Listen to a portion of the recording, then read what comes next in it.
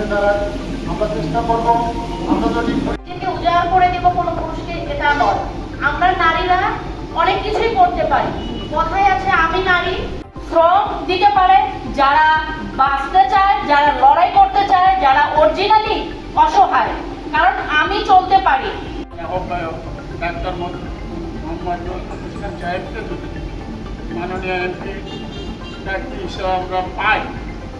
আগে কিন্তু যারাই যাইতো পেয়ে যেত, এখন কিন্তু চাকরি পায় না। কারণ হচ্ছে একটা লিমিট করে দিয়েছে।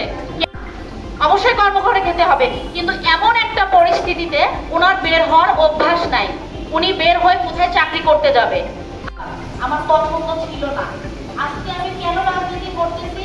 কারণ আমার অনেক দুঃখ ভিতরে ছিল। একটা ভালো সম্পর্ক, ওনাকে আমি চিনি, বা আমি একজন নেত্রী, উনি একজন নেতা। আমি বললাম ভাই আমার কাজটা করে দিন, বা আমাকে 5 কেজি চাল দিয়ে দিন। আপনার উন্নয়ন রাস্তা, রোড ঘাট থেকে শুরু করি, চিকিৎসা থেকে শুরু করি, শিক্ষা থেকে শুরু করি, যাবতীয় কাজ কিন্তু রাজনৈতিক বলে আমাদের কিন্তু সংসার যে খারাপ, আমরা যে খারাপ তা না। আমাকে যেভাবে দেখছেন আমি এভাবেই চলাফেরা করি।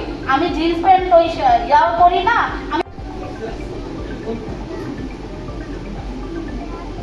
এবার আপনাদের সামনে মানুষ যেমনি ভাবে মামলা কিন্তু আসলে সঠিক বিচার পায় না। আমি যদি সংসদ সদস্য হই, এই কুড়িগ্রাম আপনার সন্তানের ভালো চান, তাহলে অবশ্যই আপনাকে এবং আপনার ঘরের বউকে এবং মেয়েকে বা ছেলেকে সবাইকে কিন্তু একটা কঠোর পরিশ্রমী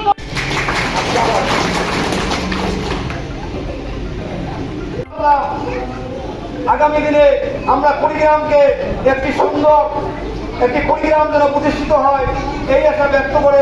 তারপর আমি গ্রামে টিকতে পারি নাই। কেন পারি নাই? আমাকে সমাজ টিকতে দেয় নাই। বের হতে গেলেই আমাকে কিছু না কিছু শুনতে হতো। তখন আমি চ্যালেঞ্জ